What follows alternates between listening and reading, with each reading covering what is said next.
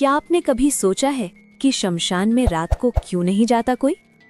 क्या सच में वहां आत्माएं भटकती हैं या फिर कोई ऐसा रहस्य छिपा है जिसे जानकर आपकी रूह कांप जाएगी? आज जो कहानी आप सुनने जा रहे हैं वो सिर्फ एक कहानी नहीं है। ये है एक ऐसी रात का सच जब 4 दोस्तों ने ये तय किया कि वो इस डर को तोड़ेंगे और शमशान में पूरी रात बिताएंगे। लेकिन सुबह उनमें से सिर्फ 3 ही वापस लौटे। चौथा वो आज तक नहीं मिला। अगर हिम्मत है तो इस कहानी को आखिर तक सुनिए, क्योंकि जो आखिरी 10 मिनट में होगा वो शायद आपकी सोच बदल देगा। ये कहानी है छोटे से गांव बिंटा की। गांव के बाहर एक पुराना शमशान था जहां लोग दिन में भी कम ही जाते थे। गांव में अफवाह थी कि रात के 12 बजे के बाद वहां कोई सफेद साया घूमता है। कहा जाता था कि जो भी उसे देख लेता है उसकी जिंदगी बदल जाती है। 4 दोस्त थे, सुनील, कमल, मंगल और दीपक। चारों शहर से पढ़ाई करके आए थे, पढ़े लिखे, आधुनिक सोच वाले।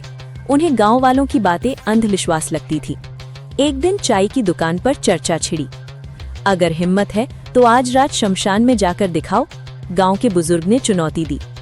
सुनील ने हंसते हुए कहा, आज रात 12 बजे हम चारों वहां होंगे।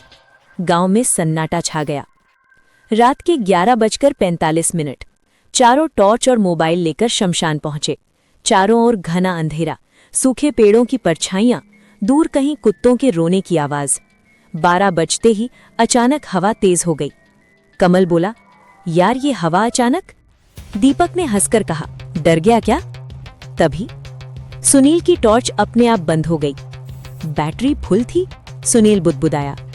मंगल ने मोबाइल की फ्लैशलाइट ऑन की, लेकिन स्क्रीन पर कुछ अजीब दिखा। कैमरा ऑन था और स्क्रीन पर उनके पीछे कोई खड़ा था। चारों ने एक साथ पीछे मुड़कर देखा। वहां कोई नहीं था, लेकिन जब फिर स्क्रीन देखी वो आकृति और पास आ चुकी थी।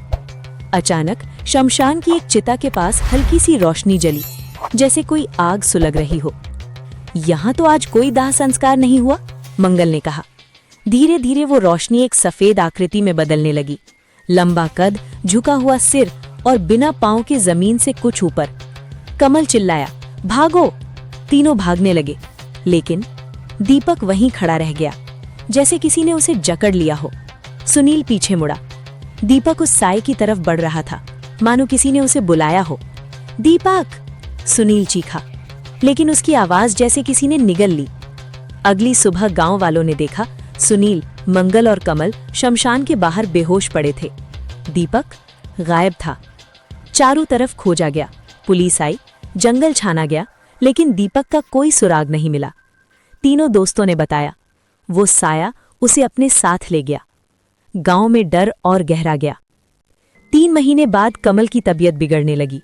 वो बार बार एक ही बात कहता, वो मुझे बुला रहा है, वो कह रहा है कि सच बताओ। सुनील और मंगल घबरा गए। आखिर एक रात कमल ने सच उगल दिया, दीपक को हमने धक्का दिया था। दरअसल चारों ने मिलकर एक प्लान बनाया था। शमशान में डरावना वीडियो शूट करेंगे, वायरल करेंगे, पैसे कमाएंगे।